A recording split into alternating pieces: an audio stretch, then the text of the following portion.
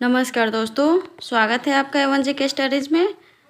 आज की वीडियो में हम डिस्कस करने वाले हैं हिंदी के टॉप क्वेश्चन आंसर जो सभी परीक्षाओं के लिए महत्वपूर्ण होंगे। अगर आप किसी भी परीक्षा की तैयारी कर रहे हैं तो ये वीडियो आपकी सहायता करेगी। अगर चैनल पर नए हैं तो प्लीज़ चैनल को लाइक और सब्सक्राइब ज़रूर कर लीजिए और इनमें से जितने भी क्वेश्चन के आंसर जानते हैं कमेंट बॉक्स में ज़रूर दीजिएगा। चलिए आगे बढ़ते हैं। आज का आपका पहला सवाल है, जगन्नाथ में कौन सी संधि है? आपके ऑप्शन है ए व्यंजन संधि, बी स्वर संधि, सी विसर्ग संधि, डी दीर्घ संधि। सही जवाब है ऑप्शन ए व्यंजन संधि। जगन्नाथ शब्द में व्यंजन संधि है। इसका संधि विच्छेद जगत धन नाथ होता है। अगला सवाल है, छंद कितने प्रकार के होते हैं? छंद कितने प्रकार के होते हैं? आपके ऑप्शन से ए 2, बी 5, सी 7, डी 3। तो बताइए छंद कितने प्रकार के होते हैं? जवाब दीजिए। सही जवाब है ऑप्शन ए 2। छंद मुख्य रूप से 2 प्रकार के होते हैं, वार्णिक छंद और मात्रिक छंद। अगला सवाल है, प्रसारण का विलोम शब्द क्या है? प्रसारण का विलोम शब्द क्या है? आपके ऑप्शन हैं ए प्रतिपादन, बी आरक्षण, सी आकुंचन, डी संदर्शन। जवाब दीजिए। प्रसारण का विलोम शब्द क्या है? सही जवाब है ऑप्शन सी आकुंचन। प्रसारण शब्द का विलोम शब्द आकुंचन होता है। अगला सवाल, आकाश से बातें करना का क्या अर्थ है? आपके ऑप्शन से ए घमंडी होना, बी बहुत ऊंचा होना, सी आकाशवाणी होना, डी खुद से बातें करना। किसी भी क्वेश्चन के आंसर जानते हैं तो प्लीज़ कमेंट बॉक्स में ज़रूर दीजिए। सही जवाब है ऑप्शन बी बहुत ऊंचा होना। आकाश से बातें करने का अर्थ है बहुत ऊंचा होना। अगला सवाल, चना का तत्सम शब्द क्या है? चना का तत्सम शब्द क्या है? आपके ऑप्शन से ए चणक, बी चना, सी चाणक, डी चणाक। जवाब दीजिए, चना का तत्सम शब्द क्या है? सही जवाब है ऑप्शन ए चणक। चना का तत्सम शब्द चणक होता है। अगला सवाल है, निम्न में शुद्ध वर्तनी कौन सा है? बताइए इनमें से शुद्ध वर्तनी कौन सा है?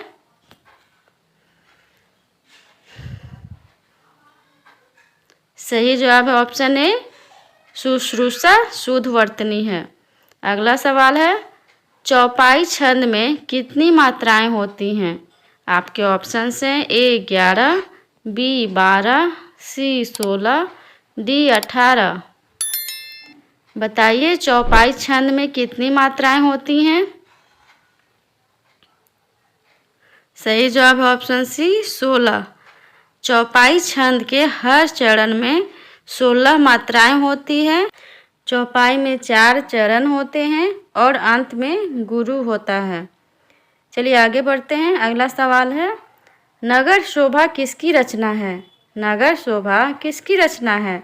आपके ऑप्शन से ए रहीम, बी सेनापति, सी भूषण, डी बिहारी।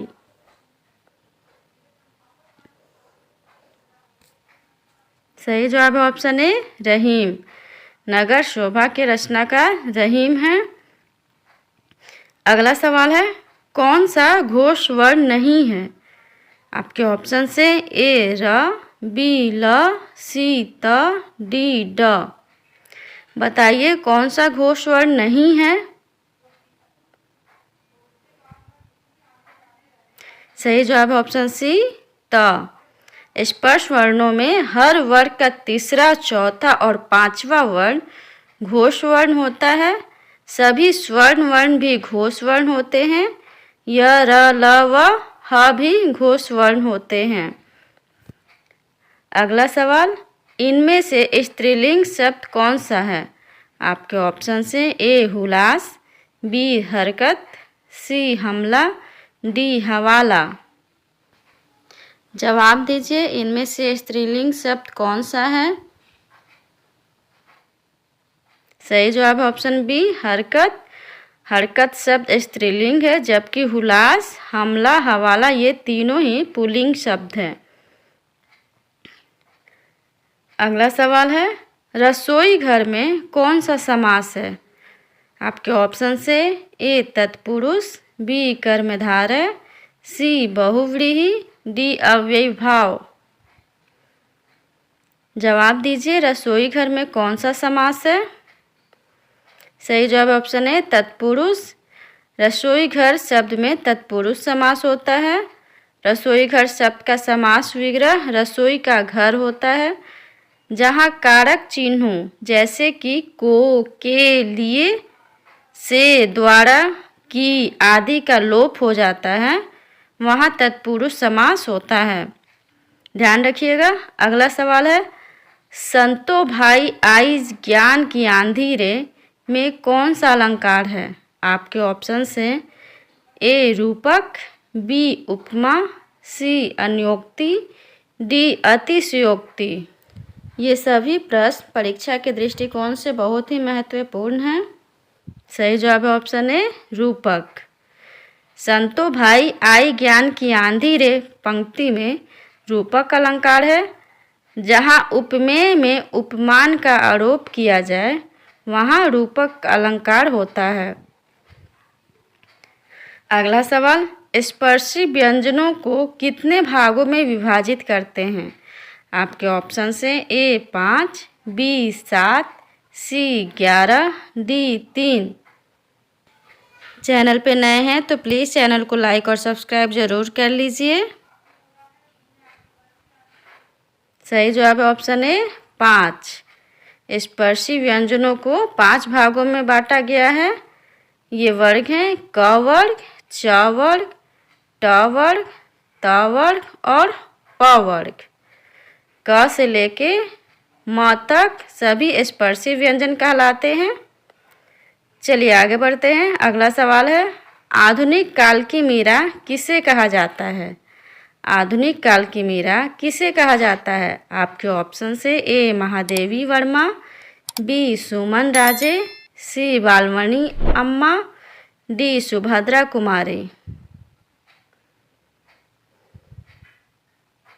सही जवाब है ऑप्शन ए महादेवी वर्मा। महादेवी वर्मा को आधुनिक युग की मीरा कहा जाता है।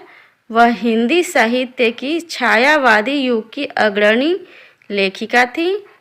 महादेवी वर्मा की कविताओं में प्रेम और भक्ति का चित्रण मीराबाई की तरह ही है।